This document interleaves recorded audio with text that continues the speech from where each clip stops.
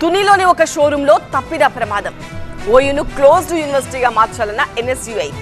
మార్చడలో గంజాయి విక్రయిస్తున్న 12 మంది arrest. December 6న విశాఖలో వన్డే మ్యాచ్. ఇలాంటి న్యూస్ 30 సెకండ్స్ లో చూద్దాం. కాకినాడ జిల్లా తుని పట్టణంలోని ఓ షోరూంలో సెన్సార్ సమస్యతో ఒక్కసారిగా లిఫ్ట్లో నుంచి పొగలొచ్చాయి. భయాందోళనతో బయటకు వచ్చేందుకు ప్రయత్నించిన యువకుడు లిఫ్ట్ డోర్ మధ్యలో ఇరుక్కుపోయాడు. యువకుడిని బయటకు తీసుకొచ్చేందుకు గంటన్నర సేపు సిబ్బంది తీవ్రంగా శ్రమించారు. చివరికి లిఫ్ట్ టెక్నీషియన్ సహాయంతో యువకుడు ప్రాణాలతో బయటపడ్డాడు. వెంటనే బాధితుడిని ఆసుపత్రికి తరలించారు. తను మామూలుగా ముందు లిఫ్ట్లో ఉన్నాడు. డోర్ కిందకి వెళ్ళిపోతుండగా కటకటాలు ఈ ఆటో లాకింగ్ సిస్టమ్ పనిచేయలేదు. డోర్ ఓపెన్లో ఉండగానే లిఫ్ట్ కిందకి వెళ్ళిపోతుండగా మనవాడు కంగారు పడి వచ్చేస్తే మధ్యలో ఇరికిపోయాడు. హాస్పిటల్ తీసుకెళ్ళారు ఏమో చూడాలి. కింద అయితే బ్లడ్ సర్క్యులేషన్ ఏం తెలియలేదు అన్నాడు ఇందాక.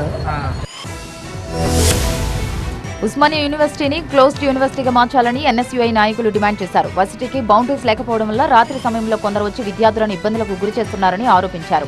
యూనివర్సిటీ వీసీ చొరవ తీసుకుని వెంటనే ప్రత్యామ్నాయ మార్గాలు ఏర్పాటు చేసి యూనివర్సిటీని క్లోజ్డ్ యూనివర్సిటీగా మార్చాలన్నారు. ప్రైవేట్ వాహనాలు, గుర్తు తెలియని వ్యక్తులు క్యాంపస్కు రావడం వల్ల ప్రశాంత వాతావరణం దెబ్బతింటుందని ఎన్ఎస్యుఐ నాయకులు స్పష్టం చేశారు. ఈ క్రమంలో నిత్యం విద్యార్థులకు అనేక సమస్యలు ఎదురవుతున్నాయన్నారు. Open the future. Close the gate. Open the future. Close the gates. Open the future.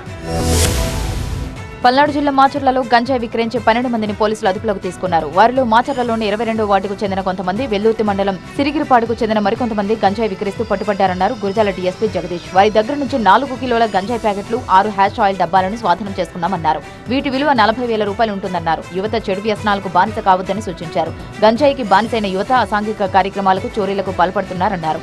వారి జీవితాలు నాశనం చేసుకుంటున్నారన్నారు. గంజాయి ద్వారా వచ్చిన 3,000 రూపాయల సొమ్మును పోలీసులు స్వాధీనం చేసుకున్నారు.